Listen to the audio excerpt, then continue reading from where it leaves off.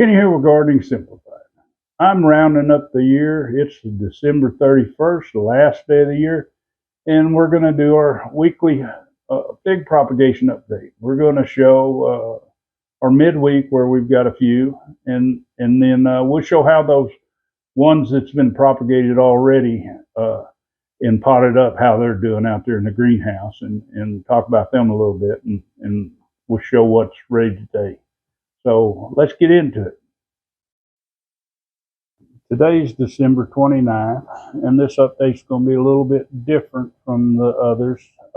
Now, the 27th, I went through these to see how many had roots. Now, we do have good leaf growth on some, no roots still. But I already potted them up. I didn't go through varieties and stuff. Now, this one here has little buds on it. It's got excellent root growth, so I went ahead and potted it up. Normally I'll wait for buds, but being this new method, I'm not adding water to the things. Well, some might actually are. They get light and I'll have to open them up and do that. But anyway, we've got 6 so far. We'll check again Sunday, which a couple of days. We'll go through these again. We've got a lot of activity, looks like, on our Texas Everbearings. The ones we did last that we had in the refrigerator had to get out, so they're doing good. We are slowing down with some of the other ones. Now, I did propagate a few wonderful pomegranates, and this was on the 7th of last month. Now we have one that's leafing out, which is good. I don't know how many will. We still have one batch of elderberries that's down here. We don't have them under the light, but we're going to go in here and look at the other ones. As you know, I was going to get rid of these elderberries. Now I am going to go through these figs and see what looks viable, which ones aren't, because those are some of the first ones, and I don't know that they were treated, so they could have had fungus. But anyway, we're going to mention 2 things here. First thing is I took this one out. That's why the others show some green and this one doesn't, because I repotted it. I inspected, because before we talked about it, I was going to throw them out, but I checked a couple and they look like the little nodules on the side of the stems were swelling some. Well, now they've got little bitty white buds coming off, so they're starting to put their roots out. They might be more time sensitive or something, because it's definitely warm enough. What I want to talk about is the green on the top of these. Now, I did get a comment that this is when you start seeing algae, you're overwatering. Now, if you are in a situation where you're just watering on top, that's a possibility. But if you're on any situation to where you start seeing algae growth and you have it in a closed environment, whether it be under a dome or whatever, you can see the moisture that's condensing on top of this, and that supports that algae growth. If the algae's there, that's going to support the growth. There's not a problem with that. There's not too much water. It's going to be a normal factor in there as far as with your cuttings. But anyway, this is where we're sitting now. I'm going to go through these others, and I may remember to give an update, or I may give an update here in just a minute. Okay, I went through all these cuttings, and a big majority of them, all the Canadrias, they've had, and you can see how it strips the bark. They've got some kind of fungus or rot that's going on, and so they are all got thrown out. Now, some of the other varieties, now this one, any of them that show green at the top, which this has got a little green right here, I kept. And the thing about doing it with these tree pots versus the cup, and here's the deal. You can see this root coming out the side, so there's definitely a lot of roots in there. There's just not any leaves. Now, I'm putting these out on my heat mat so it'll warm up, and hopefully they'll start popping some leaves out, because they definitely have plenty of roots. But there was only out of the ones that was left, there was only 4. I think we potted up 3 earlier out of this batch, but there's only 4 left that I know are still viable. So we'll let those go, and that's an update on that one. Okay, we're out here in the greenhouse. This is our last day of the year, and these are our fig uh, propagations that we have. And these are the last 6 that we just did, this row and this one here, earlier in the week. But you can see as we go down, some of these are really aggressive. You can see this one right here, and if I was going to guess, it's a Black Mission, and I guessed wrong. It's a LSU Gold. But certain cuttings, it's just like they want to grow. But all of these were potted up when they started showing roots. This one here, normally I wait for leaves. It is budding, but the roots were so strong, and it looked like it was having a situation where it wasn't enjoying the container, so I moved it up.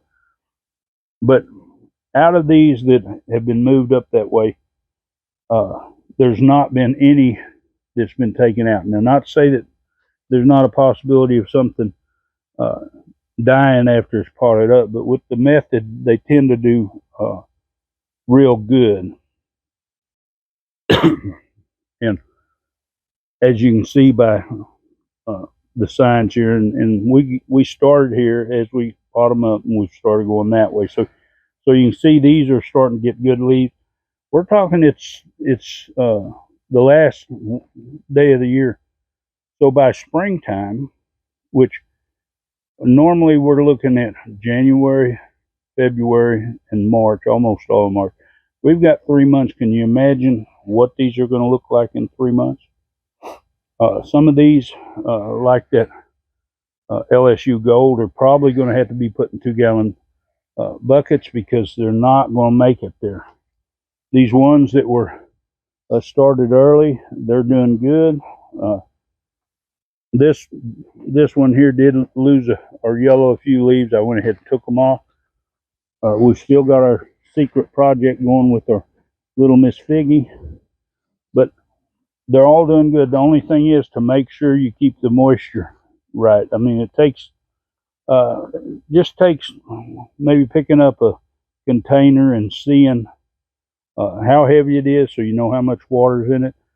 They can dry down some, but when you're wanting them to grow, you want to keep them moist, not saturated, but you want to keep them moist so they'll continue to grow and won't have any stress. And a lot of times you can see the tops might appear to be drying out. This one here is plenty wet, so it's not drying. Now, possibly the one on the end might, we'll go around there and see, it might be drier because it's at an angle, so when it gets water, a lot of the water would tend to want to roll off. So make sure you take the time, and know that it's good and moist too. Make sure you take the time to inspect them and make sure that they're do have proper moisture, so you don't stress them, and to go from there. But what we're going to do now, we've got 5 more that were ready today to be potted up, and we're going to go in there and we're going to talk about them. So we're on our way inside, and I figured I'd stop at the grow station. We have quite a few that's starting to leaf out. Some are doing good. Some are looking like they're really stressing. This one here, and some of these are my fault. As far as the longer they go in their cups, they'll lose a certain amount of moisture, especially if they start putting on leaves, because leaves can transpire and lose a lot of moisture. Now I see a fungal gnat that's deciding it wants to live in here too, which that could be a situation.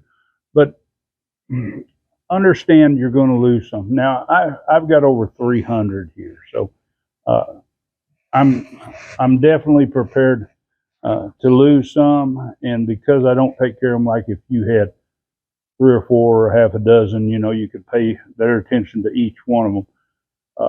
But even at that, a lot of you may lose some. And I understand I will. And maybe by the time this is over, maybe 30%. I don't know. But, 300, that's, if you lose 30% of them, you're, you're going to lose, be throwing out quite a few. But don't let that affect you. Understand you're going to lose some, and hopefully your average is going to be a lot better than that. But if you do, that's life. That's all part of gardening. I don't care if it's if you're growing a tomato, a turnip, or whatever. You're going to lose some. That just happens. But anyway, this is how it's looking out here. Let's go inside and see how these last few are rooting. And here's the last 5 that's started rooting out. We've got a black mission, and you can see it's kicking a root out there on the side. This Brunswick, it's doing good. It's starting to show some roots on the side. We have a compost fig that's starting to show some roots. It looks like it might be struggling a little bit whenever I see the leaves slightly curled, and it starts bothering me. Now here's a Violet Day Bordeaux that's got some roots coming out the side of it. And then we've got a LSU Gold, and I think this just got one root coming out. It's hard to see because it's running sideways on the side right there, but so it's doing good.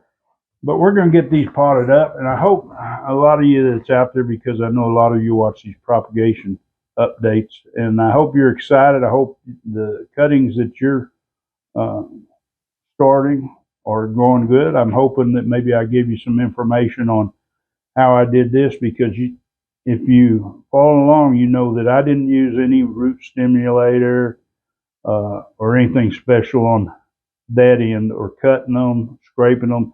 And I have done that in the past.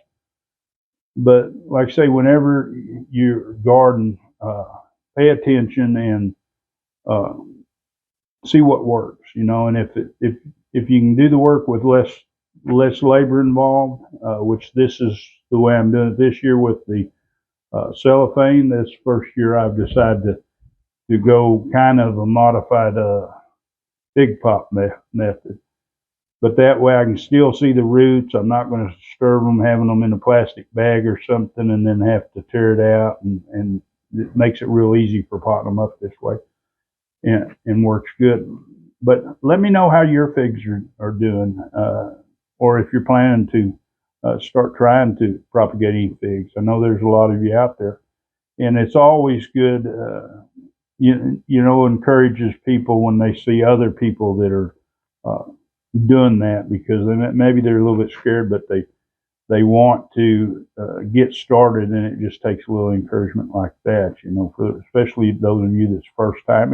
If they fail, go ahead and comment about it, and if you know what caused it, well then that might be something that can keep someone else from having that failure. But anyway, once again, thanks for watching. If you want to see more, of course, subscribe, and give her a big thumbs up. Share this video. Enjoy that gardening experience.